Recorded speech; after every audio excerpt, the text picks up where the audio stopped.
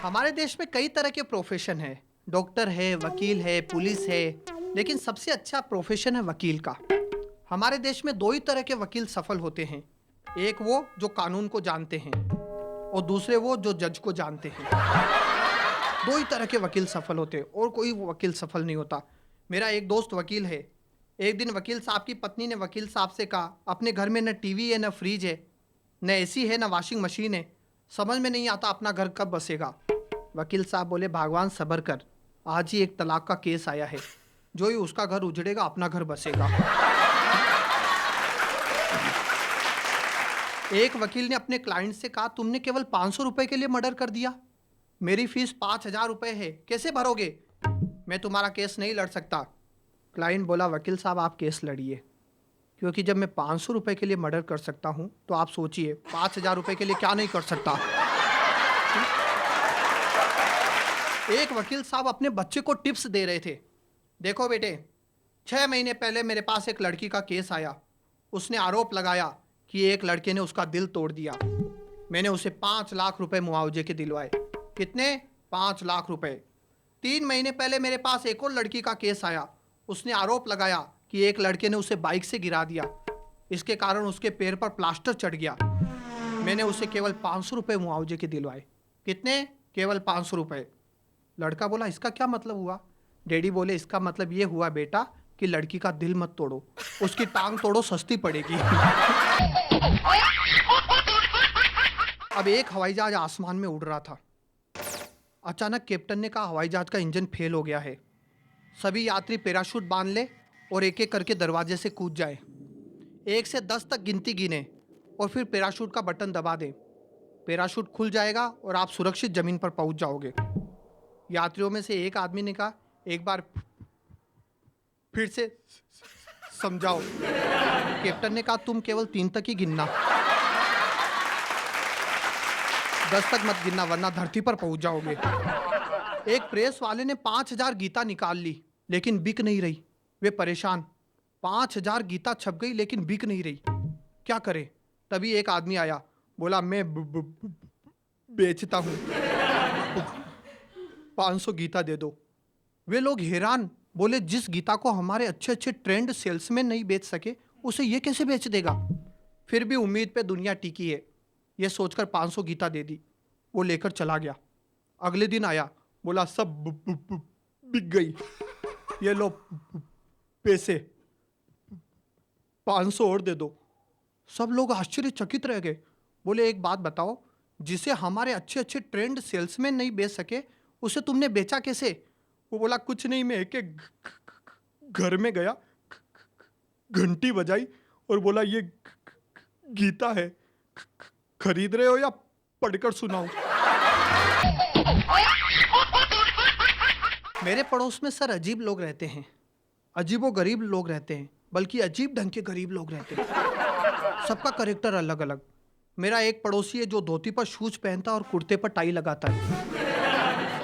मैंने कहा, धोती पर शूज क्यों पहनता है? बोला, ये हमारी परंपरा है, यू नो, मेरे पिताजी भी धोती पर शूज पहनते थे, मेरे पिताजी के पिताजी भी धोती पर शूज पहनते थे। मैंने कहा, कुर्ते पर टाई क्यों लगाता है? बोला, ये हमारी परंपरा है, यू नो, मेरे पिताजी भी कुर्ते पर टाई लगाते थे, मेरे पिताजी के पिताजी भी कुर्ते पर टाई लगाते थे। मैंने कहा, अच्छा अब एक बात बता, तूने आज तक शादी क्यों नहीं की?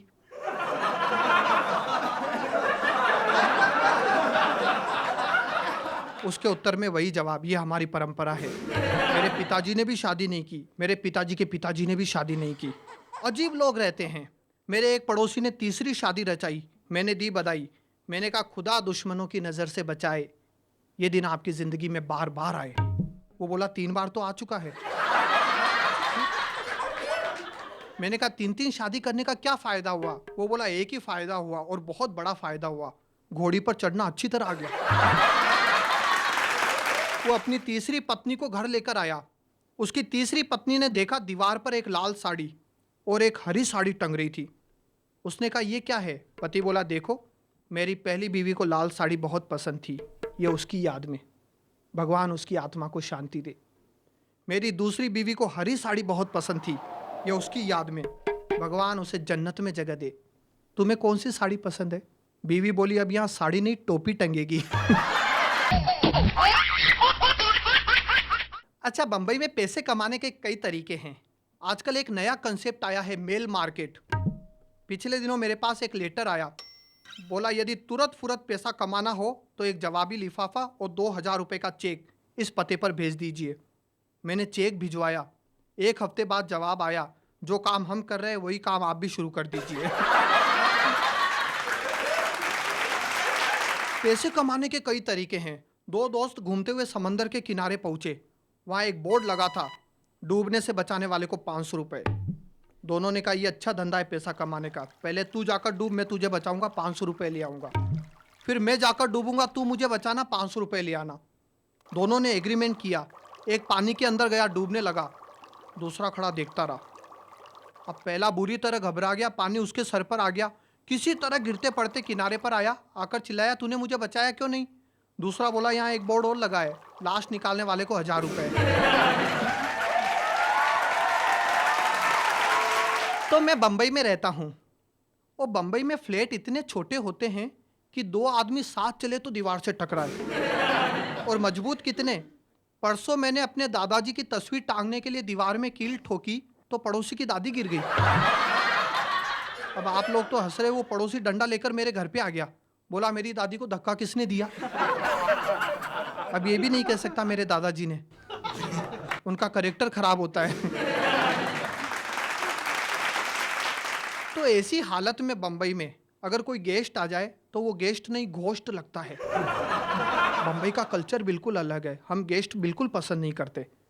संडे की सुबह संकट बड़ा विकट हुआ, एक अनचाहा मेहमान देवदूत की तरह प्रकट हुआ। मैंने कहा सौभाग्य हमारे जो आप पधारे, मैंने पिछले जन्म में जरूर कुछ पुण्य किए हैं जो आपने बिन तपस्या के दर्शन दिए हैं। आपका ये उपकार हम भूल नहीं पाएंगे, कहिए वापस कब जाएंगे? वो बोला अभी तो दूल्हे ने फेरे भी नहीं लिए और तलाकनामे की बात करने लगे। हमने आकर जूते भी नहीं उतारे और आप जाने की बात करने लगे। आप अतिथि का आदर नहीं करते। मैंने कहा बेवकूफ़, ये बंबई है, हम गणेश जी को 1.5 दिन से ज़्यादा नहीं रखते।